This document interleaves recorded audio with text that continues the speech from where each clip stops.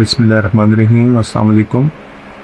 Gold crude oil और US indices में SP 500 की इंडाइसेस के साथ ऑबॉक्स गोल्ड गोल्ड ने कल के दिन में ट्राई तो की है एक दफ़ा अपसाइड की मूव बनाने की, लेकिन ऊपर जो 21 DMA की रेजिस्टेंस का एरिया कल के दिन में आपको बताया था कि 4570 से लेके तो 4590 के बीच में कहीं रेजिस्ट करेगा।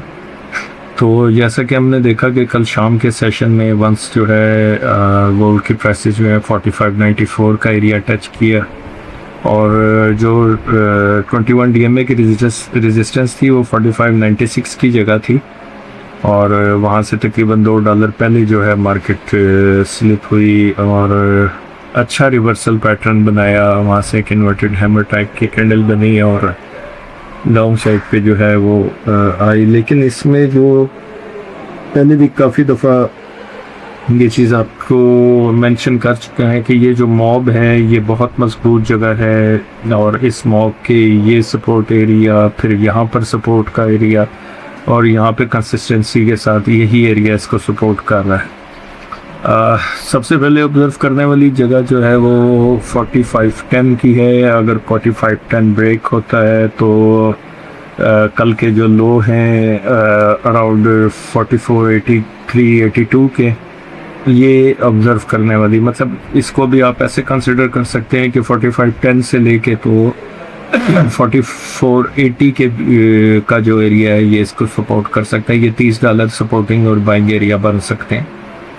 दूसरी चीज़ ये है कि अगर तो ये कल का लो ब्रेक कर जाता है तो कीप इन माइंड कि इसके अंदर ठीक ठाक मंदी हो सकती है। अगर हम बड़े टाइम फ्रेम्स में देखें कि ये कल का लो है और ये आज की कैंडल बन रही है,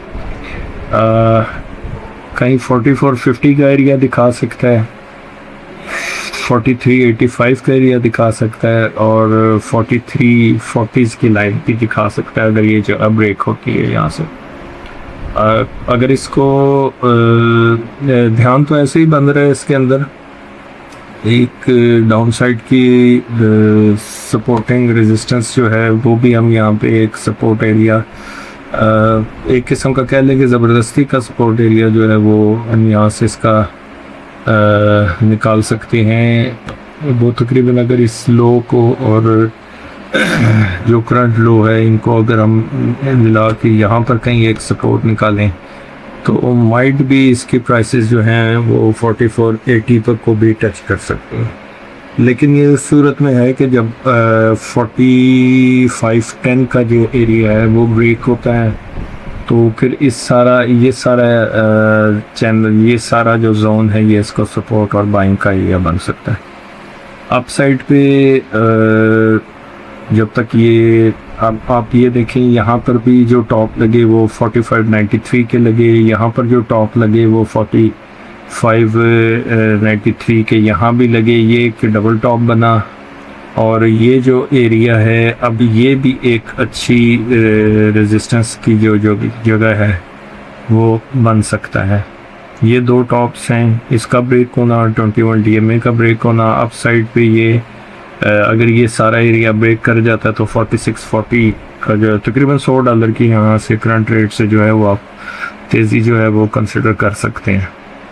और उसके ऊपर फिर ये रहेगा विद इन द मॉब, क्योंकि मॉब काफ़ी बड़ा है और इसकी भी एक डेट और टाइम है कि ये तकरीबन ये मॉब 20 मई तक जो है ये वैलिड रहेगा। मतलब कल के दिन में ये रात 11 बजे तक लोकल टाइम जो है ये मॉब वैलिड रहेगा। उसके बाद इसकी अपर रेंज और लोअर रेंज जो है ये उससे आज़ाद होगा।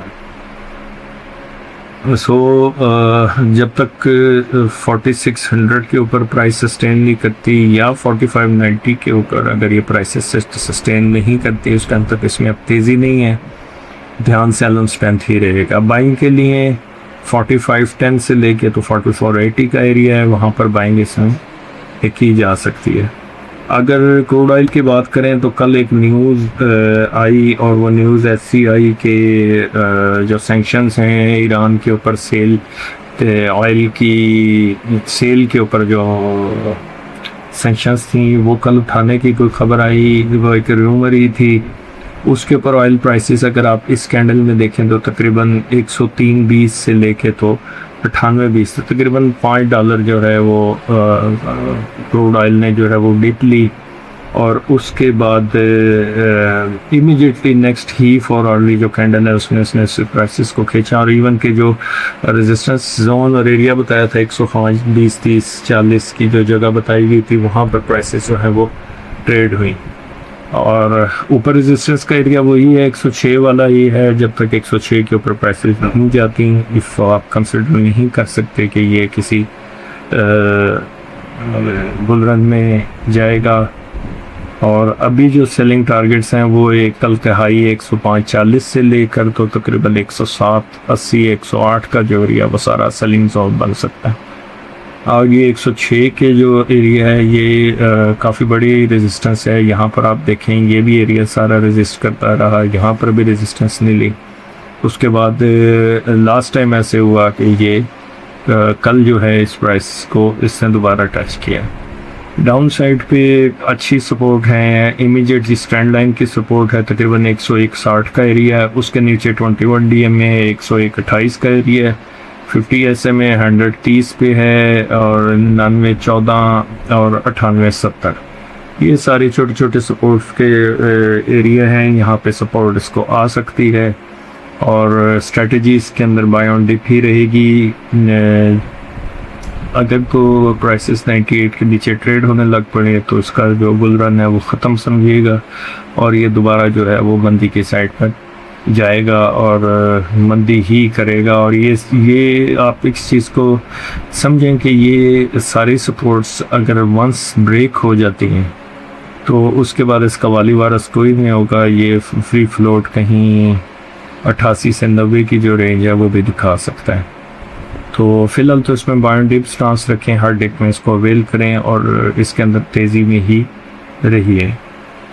अगर यूएस इंडाइसेस में से SP 500 की बात करें तो SP 500 ने एक अच्छा पुल बैक लिया, लेकिन अभी भी अब आप यहाँ पर ये एरिया देखें, ये दोनों मूविंग एवरेजेस के और 21 DMA 50 SMA के नीचे ही ये ट्रेड होने लग पड़ा है। अब इसकी मंदी की जो कंफर्मेशन है वो ये इस कैंडल का जो लो है ये अभी तक हाई लगाने के बाद एक मैक्सिमम जो लो लगा है वो 73 का है। अभी करंटली जो प्राइसेस हैं वो 7400 के रेट के ऊपर चल रही हैं।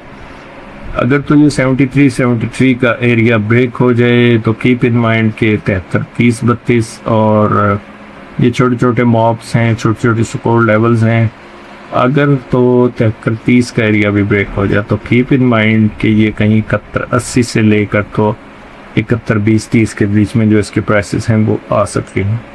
स्टांस सेल ऑन स्ट्रेंथ रखें अपसाइड पे जब तक इसकी अच्छी स्ट्रॉन्ग क्लोजिंग कहीं 74, 60 के ऊपर सस्टेन नहीं करती जब तक इसकी प्राइसेस, तो इसमें अब तेज़ी नहीं है। एक दफ़ा फिर रिपीट करूँगा कि जब तक 74, 60 के ऊपर S&P 500 की प्राइसेस सस्टेन नहीं करती इसमें तेज़ी नहीं है। और किसी टाइम भी ये 70 और डाउन साइड पे 73 का जो लो है 73 का ये एरिया अगर ब्रेक होता है तो 73, 30 जो सपोर्ट एरिया बनेगा। और अगर 73, 30 के नीचे भी प्राइसेस इसके नीचे आके रुक जाती हैं तो फिर ये जो बड़े बड़े गैप्स छोड़े थे इसमें बहुत बड़ा गैप आएगा। फिर 7180 से 7120 के बीच में कहीं जाकर इसकी अगला सपोर्ट बनेगा। तो सेल ऑफ स्ट्रेंथ स्टांस रखिए इसमें, और जब भी इसमें स्ट्रेंथ नज़र आए, बड़ा वो नज़र आए, बेचें नीचे प्राइसेस में है। और कंटिन्यूस एनालिसिस के लिए stay tuned with all books world. अस्सलाम वालेकुम।